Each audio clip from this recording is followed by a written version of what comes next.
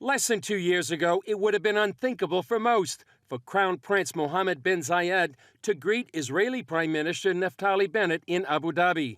Before he left for the UAE, Bennett explained the purpose of his visit. We're going to be discussing ways to further our cooperation in a number of fields, especially strengthening our economic and commercial ties.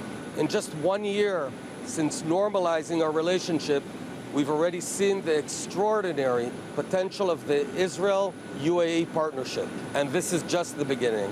The importance of the meeting is the meeting itself. The fact that they can have a photo op, shake hands, talk about the peace, and for the whole world and the region to see that. Bennett's visit follows a blitz of Israeli diplomacy in light of the nuclear talks in Vienna to stop Iran's nuclear program.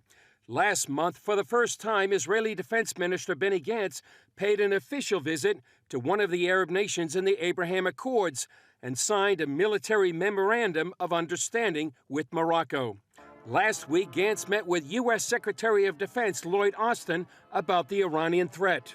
The nuclear program is a means to Iran's hegemonic goals, imposing its radical ideology and threatening Israel's existence. I'm deeply concerned about the Iranian government's nuclear actions in recent months, both its continued provocations and its lack of constructive diplomatic engagement. The President has made clear that if diplomacy fails, we are prepared to turn to other options.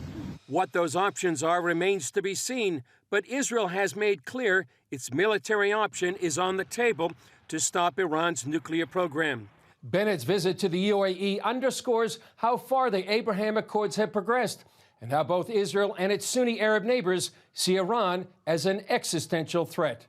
Chris Mitchell, CBN News, Jerusalem.